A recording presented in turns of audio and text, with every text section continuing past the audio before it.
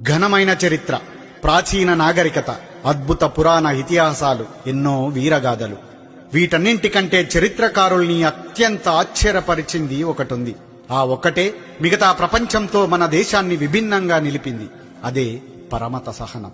అవును, ఆ పరమత సహనమే మన దేశం మౌలిక స్వభావం. హిందూ, ముస్లిం, క్రైస్తవ, సిక్కు, జైన, బౌద్ధ, యూద్ ఎవరి మతం వాళ్ళది.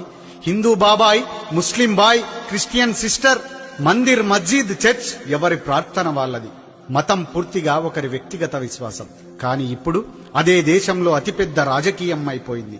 4 గోడల మధ్య మనం పూజించే దేవుణ్ణి పార్టీల జెండా మీదికి తెచ్చేశారు. పరమత సహనాన్ని తుంచి దేవుళ్ల మధ్యలో చిచ్చు పెట్టిందెవరు?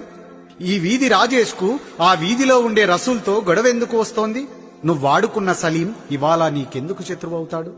నీతోనే ఈతాడిన విల్సన్ నీకెప్పటి నుండి పరాయి వాడయ్యాడు? అస్మా, జ్యోతి, మేరీ వీళ్ళంతా కలిసి ఉంటే, కలిసి తింటే నీకొచ్చే నష్టమేమిటి? నీ మతానికి ఇంకెవడో ప్రతినిధి ఎలా అవుతాడు? ఈశ్వరుడు, అల్లా, యేసు ఈ దేవుళ్లంతా రాజకీయ ప్రతినిధుల్ని ఎందుకు కోరతారు? ఒక్కసారి ఆలోచించు. వాడు నీ మతంతోనే నీపై విషప్రయోగం చేస్తాడు. నువ్వు బలవంతుడివి అంటూ నీ చెవిలో పువ్వు పెట్టి వాడు పీఠమెక్కుతాడు.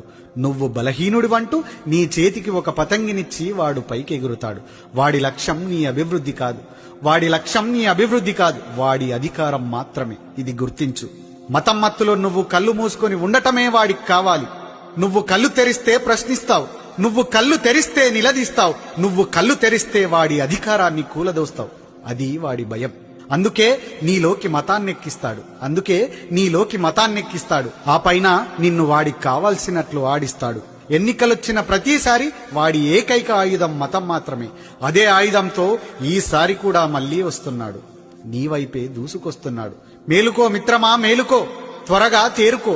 నిన్ను నువ్వు కాపాడుకోవాలి, ఈ దేశాన్ని కూడా నువ్వే కాపాడుకోవాలి అనే విషయాన్ని గుర్తుపెట్టుకో. జై హింద్, జై భారత్.